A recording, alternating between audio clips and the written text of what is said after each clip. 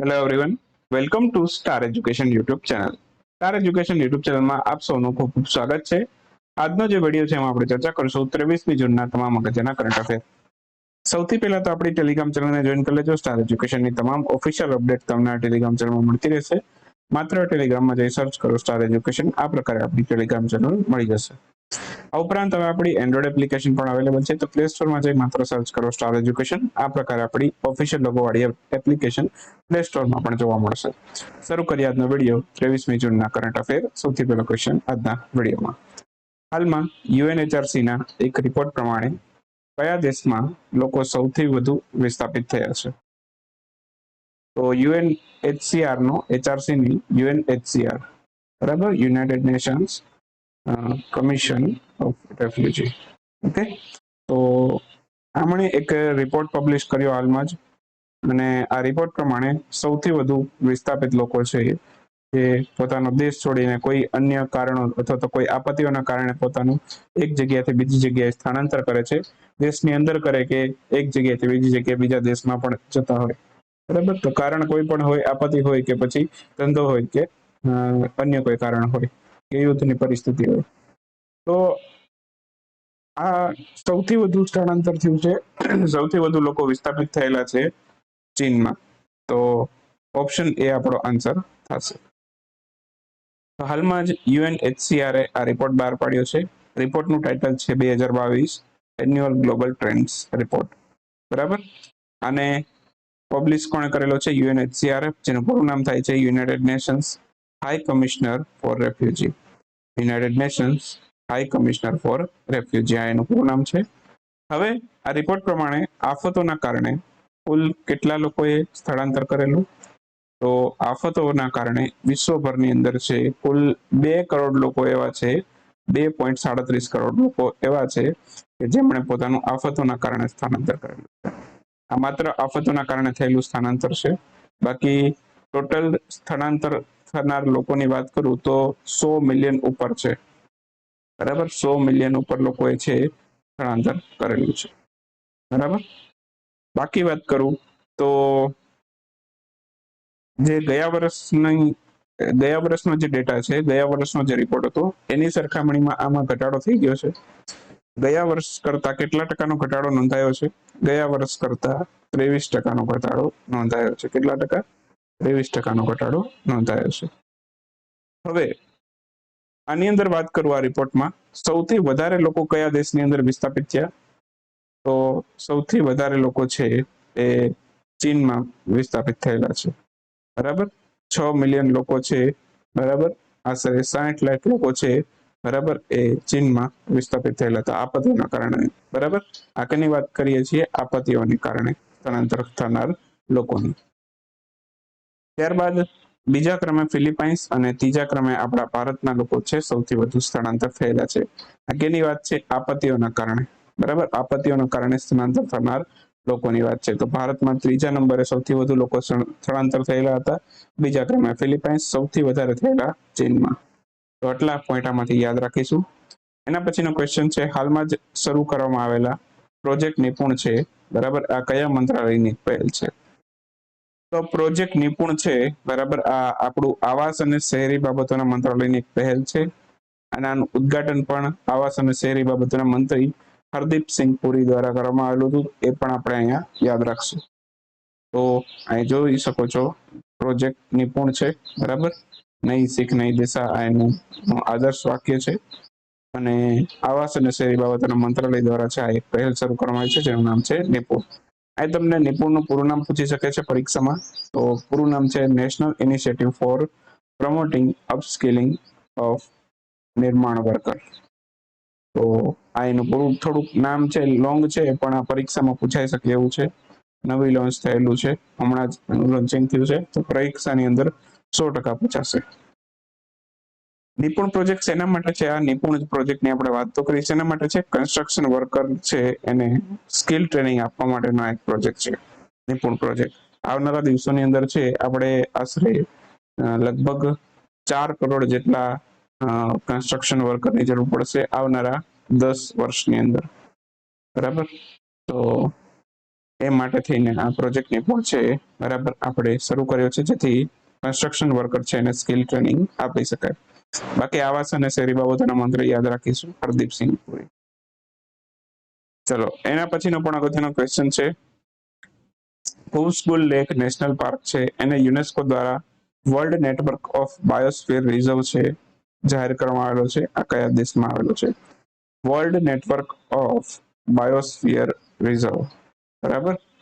આના વિશે મેં અલગથી એક વિડીયો એપ્લિકેશનમાં બનાવેલો છે. જનરલ નોલેજનો જે લોકો કોર્સ લેશે બરાબર એ વિડીયો જોઈ શકશે, અથવા તો જેણે અગાઉ આપણો તલાટીનો ફૂલ કોર્સ લીધેલો છે તલાટી જુનિયર ક્લાર્કનો, તો એ લોકો છે જોઈ શકશે. બરાબર. તો હવે વાત કરીએ આની. તો આજે ફૂસ્કુલ લેક નેશનલ પાર્ક છે એને બાયોસ્ફિયર રિઝર્વ જાહેર કરવામાં આવેલો છે. હવે આ કયા દેશમાં છે એવો પ્રશ્ન છે, તો આ આવેલો છે મંગોલિયામાં. યાદ રાખજો, મંગોલિયામાં આવેલું છે. ઓપ્શન બી આપણો આન્સર થશે. અહીં જોઉં છું મંગોલિયા દેશ છે એનો નકશો છે, અને અહીંયા આવેલો છે ફૂસ્કુલ લેક નેશનલ પાર્ક. બરાબર. તો મંગોલિયાની અંદર આ આવેલું છે ફૂસ્કુલ લેક નેશનલ પાર્ક, અને આને વર્લ્ડ નેટવર્ક ઓફ બાયોસ્ફિયર જાહેર કરવામાં આવેલો છે. બરાબર. બાકી વાત કરું તો આ વર્લ્ડ નેટવર્ક ઓફ બાયોસ્ફિયરની શરૂઆત ક્યારથી થઈ? તો યુનેસ્કો છે બરાબર, એણે 1971 ની અંદર છે ધ મેન એન્ડ બાયોસ્ફિયર પ્રોગ્રામની શરૂઆત કરેલી હતી. આ પ્રોગ્રામનો મુખ્ય ઉદ્દેશ એવો હતો લોકો અને વાતાવરણ વચ્ચે છે સંબંધોમાં સુધારો થાય. બરાબર. ઇન શોર્ટ, પર્યાવરણનું સંતુલન જળવાઈ રહે એ આનો મુખ્ય હેતુ છે.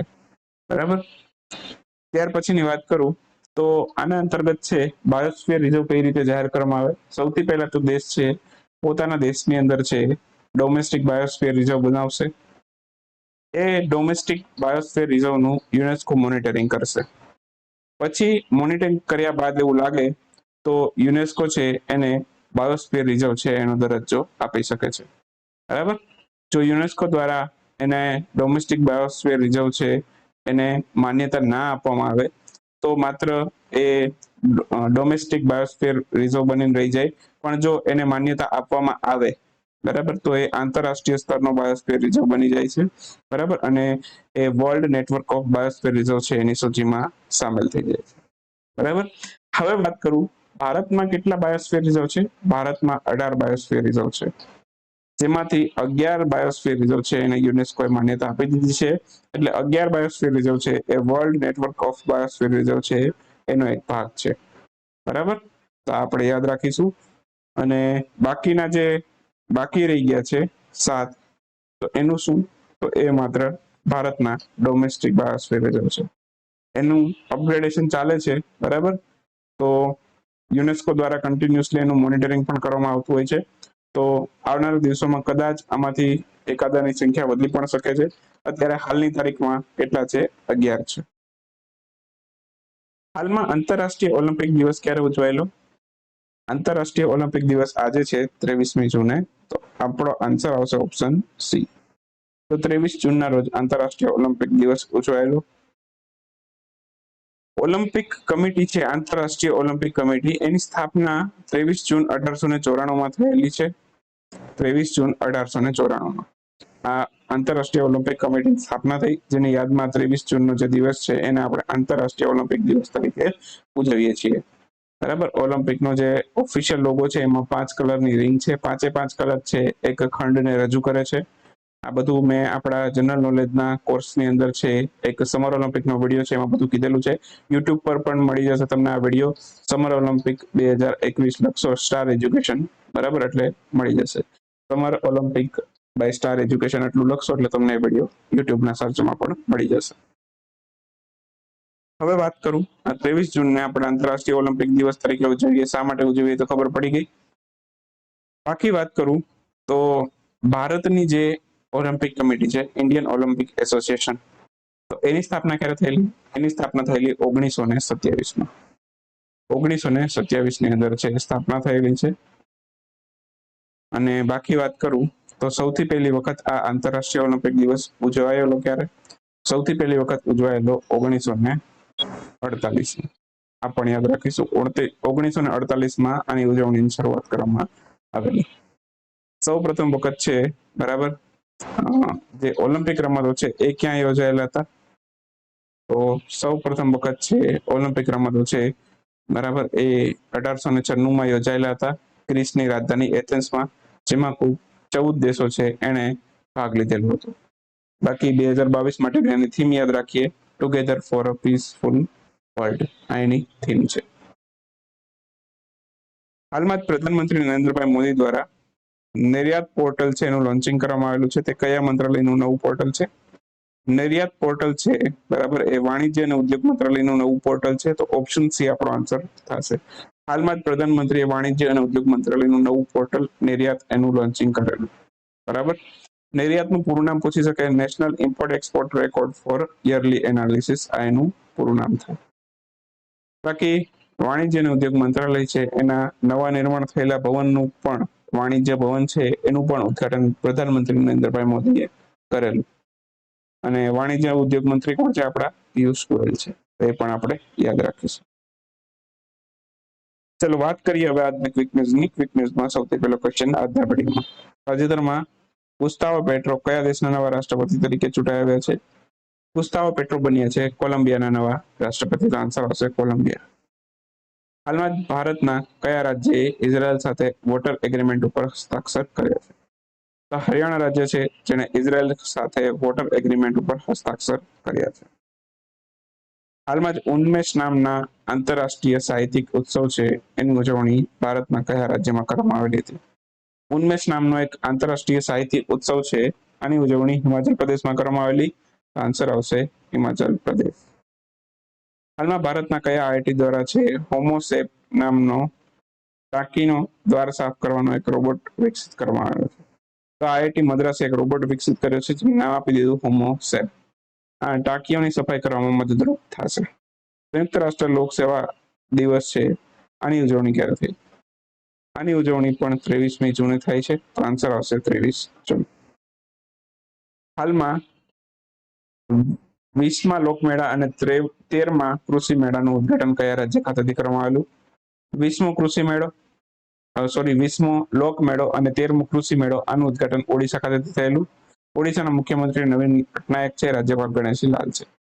ફાતેમા પેમાન એ કયા દેશની સંસદમાં હિજાબ પહેરનાર સૌપ્રથમ મહિલા બન્યા છે?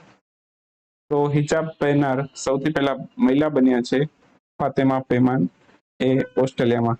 બરાબર, ઓસ્ટ્રેલિયાની સંસદમાં એમણે આ હિજાબ પહેર્યો હતો અને સંસદમાં હિજાબ પહેરનાર ઓસ્ટ્રેલિયામાં સૌથી પહેલા મહિલા બનેલા. હાલમાં જ ઓસ્ટ્રેલિયાએ કયા દેશને $50 મિલિયન નાણાકીય સહાય આપી છે? લોન તો નહીં પણ નાણાકીય સહાય આપી છે. તો આ શ્રીલંકાને આપી છે નાણાકીય સહાય $50 મિલિયન. તાજેતરમાં પ્રધાનમંત્રી નરેન્દ્રભાઈ મોદી દ્વારા છે કયા સ્થળેથી સેન્ટર ફોર બ્રેઇન રિસર્ચનું ઉદઘાટન કરવામાં આવેલું? સેન્ટર ફોર બ્રેઇન રિસર્ચનું ઉદઘાટન કરેલું હાલમાં જ બેંગ્લોર ખાતેથી. આન્સર આવશે બેંગ્લોર. હાલમાં જ કેનેડિયન ગ્રાન્ડ પ્રિક્સ 2022નું ટાઇટલ કોણે મેળવેલું? કેનેડિયન ગ્રાન્ડ પ્રિક્સ 2022નું ટાઇટલ મેળવેલું છે હાલમાં જ મેક્સ વેસ્ટરપને. આન્સર આવશે મેક્સ વેસ્ટરપન. આજનો વિડીયો અહીંયા સમાપ્ત થાય છે. મળીએ આવતીકાલે 24મી જૂનના વિડીયોમાં. 23મી જૂનનો વિડીયો અહીંયા સમાપ્ત કરીએ. આવતીકાલે 24 જૂનના વિડીયોમાં. ત્યાં સુધી રજા લેશું. આવજો. Bye bye. Good night. શુભરાત્રી. Thank you for watching Star education.